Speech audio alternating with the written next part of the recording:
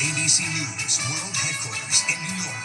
This is World News Tonight with David Muir. Good evening, and we begin tonight with breaking news. The evacuations at this hour, the emergency unfolding right now, a flash flood emergency in parts of the east and the mid-Atlantic. Take a look. Heavy rain up to 2 inches an hour, sending rushing water through Allegheny County. This is western Maryland right here. Video from an elementary school in Westernport, Maryland, showing cars and a dumpster being lifted up by the rushing waters, floating away. Children inside the school had to be rescued late today. Chief Meteorologist Ginger Zee with the forecast and the images coming in right now as this system now pushes up the East Coast and into the Northeast. Ginger, leading us off. Tonight, a flash flood emergency rapidly unfolding in the mid-Atlantic. Slow-moving storms dumping up to 2 inches of rain per hour in parts of Maryland. Southwest of Cumberland, this video from Westernport Elementary School shows cars, even a dumpster, bobbing in the water. Students inside had to be rescued. The same system flooding parts of Florida Monday, spawning this massive waterspout on a lake near Orlando. Meanwhile, in Minnesota, hotshot crews from as far away as Montana, Utah, and Tennessee coming in to help fight multiple major wildfires. North of Duluth, the Camp House fire burning more than 18 square miles. Zero containment, and we've lost about 40 plus structures, homes, and cabins. Michaela Schleep, one of many forced to flee and now wait.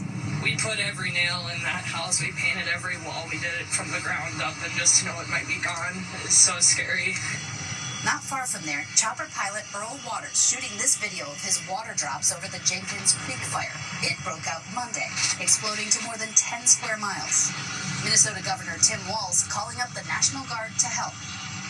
Country of real extremes tonight. Ginger, back to this flash flood emergency playing out as we're on tonight. This system still at work?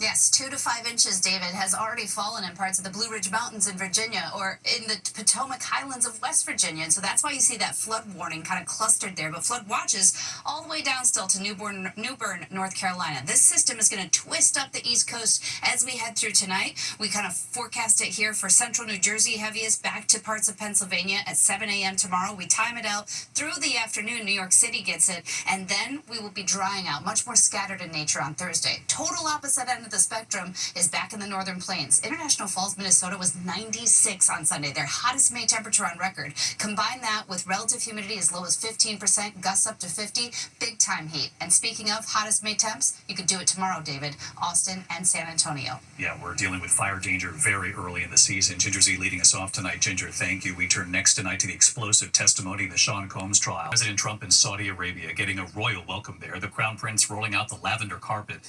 The president praising Saudi investments in the U.S., but there are questions tonight about the Trump family working right now on business interests of their own in the same countries President Trump is now visiting. Mary Bruce traveling with the president. She's in Riyadh tonight. Tonight, Saudi Arabia with a lavish welcome for President Trump. Fighter jets escorting Air Force One into Riyadh. The Saudi Crown Prince Mohammed bin Salman rolling out the lavender carpet. It's an honor to be you, my friend. We've had a tremendous relationship over the years. Joining Trump, leaders of some of the world's most powerful companies, from IBM to Google and Elon Musk. The president touting $600 billion in Saudi investments in the U.S. So exciting. So exciting. Mohammed, do you sleep at night? How do you sleep? Huh? Just thinking. Critics doubted that it was possible what you've done, but over the past 8 years, Saudi Arabia has proved the critics totally wrong. Hanging over the trip, serious questions about Trump's own business interests. His sons, who now run the Trump Organization, have projects in the works in all 3 countries the president is visiting. Trump Tower, Jeddah. Coming soon. Today, Trump announcing that at the Saudi Crown Prince's request, he will lift U.S. sanctions on Syria, now that the Assad regime has crumbled and a new government is in place. I will be ordering the cessation of sanctions against Syria in order to give them a chance at greatness. The president then saying, "Oh, what I do for the Crown Prince." Oh, what I do for the Crown Prince. Trump also extending an olive branch to Iran.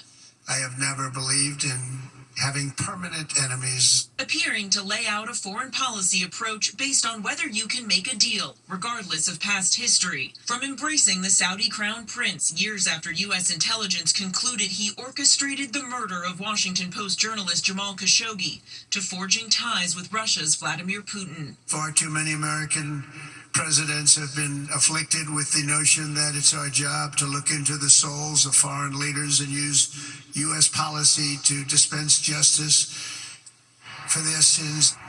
Now tomorrow, the president heads to Qatar, where the royal family has offered to gift him a $400 million luxury jet to be used as Air Force One before being transferred to his presidential library. Tonight, Democrats and even some members of the president's own party are raising serious questions about conflicts of interest and whether such a gift would be safe or legal.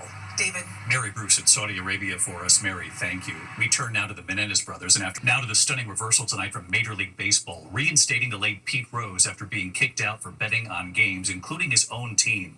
What he once told our Charlie Gibson, and what this now means when it comes to the Hall of Fame. Here's Will Reeve. He was banned from the game for life, but tonight, in an historic decision, Major League Baseball reinstating all-time hits leader Pete Rose. Rose, who died last year, was barred from the sport in 1989 after an investigation found that he had bet on games as the manager of the Cincinnati Reds. MLB Commissioner Rob Manfred saying, "Obviously, a person no longer with us cannot represent a threat to the integrity of the game." The former Rookie of the Year, MVP, and three-time World Series champion denied the allegations for years before opening up to ABC's Charlie Gibson. Did you bet on baseball? Yes, I did, and that was my mistake, not coming clean a lot earlier. The scandal has kept him from being inducted into baseball's Hall of Fame. Today's move now makes him eligible for election. The Hall of Fame saying in a statement, "The decision to remove deceased individuals from the permanently ineligible list will allow for the Hall of Fame candidacy of such individuals to now be considered." Fans of the Reds celebrating the news. He built the Reds. This is his ballpark.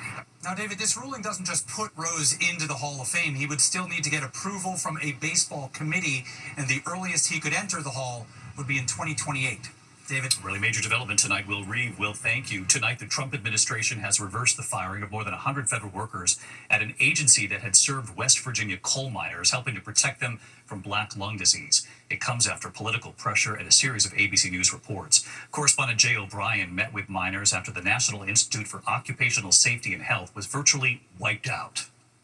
They take away the people that were watching over us, taking care of them. They taking their jobs. We got nobody.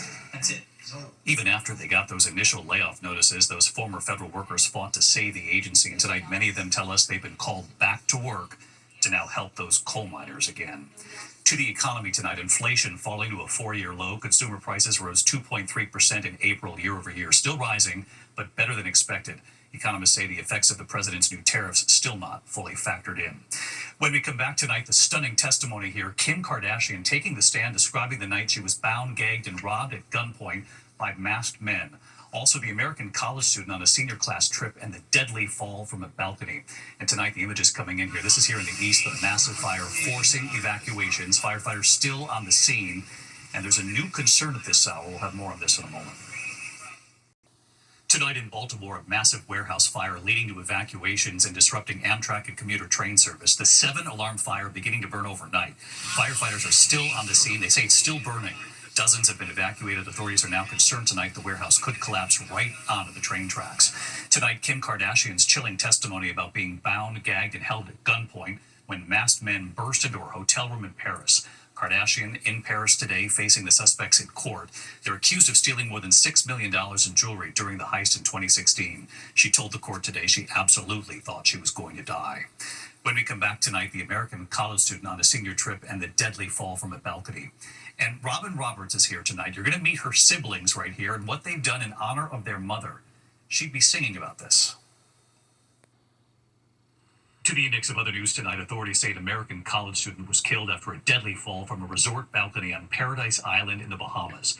The student from Bentley University in Waltham, Massachusetts, police say he was on a senior class trip when it appears he accidentally fell. with roommates nearby. Well, tonight it's official, and it's a huge blow for the Boston Celtics. Star forward Jason Tatum is out of the playoffs. He ruptured his right Achilles tendon during last night's loss to the Knicks.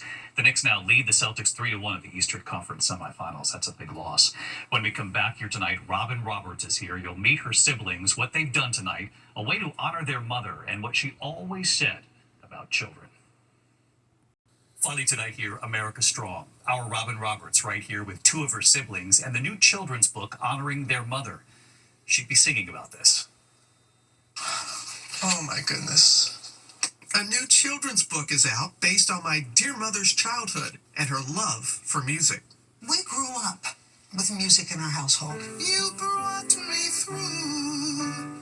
Every time Mom came home, whatever mood she was in, happy, sad, or whatever, she'd sit at that piano and she would just play and sing. Lucy Sings on Lucy Street tells a story of resilience and hope, an idea my siblings brought to life. Written by Lawrence Roberts and Sally Ann Roberts. Oh, look at Mama. Look at her. Lawrence, who we call Butch, and Sally Ann, compiling stories our mother Lucy Marion shared about her life as a young girl in Akron, Ohio. Mom shared a story with me. They were having their meager meal in the basement, and Mom pipes up and says, I have a little song in my heart, and I'm going to sing it. And her father says, not at this table, Lucy Marion, we don't sing at the table. So she dutifully ate her food as quickly as she could, and then she asked to be excused, and she ran up the basement stairs, and she sang, this little light of mine, I'm gonna let it shine. And it brightened everyone in the room, and it changed her life. In the book, 8-year-old Lucy uses music as a way to uplift during tough times. Music's a universal language, and that's the one thing that Mom was able to do, is to bring that spirit out. The picture book, set in 1932 during the Great Depression, also shares realities our mother faced growing up. Mama's a young girl. She sees her neighbors, and they innocently say to her, can you wash the color? Because they had not seen someone who looked like Mama. And Mama laughs it off and says, can you wash off the freckles? Yes. She also found a way to build bridges with people. Yeah. Mama always believing in fostering children's strengths. I never heard her say, oh, that's not a bad idea. I don't think you ought to do that. Never heard that. Always heard encouragement.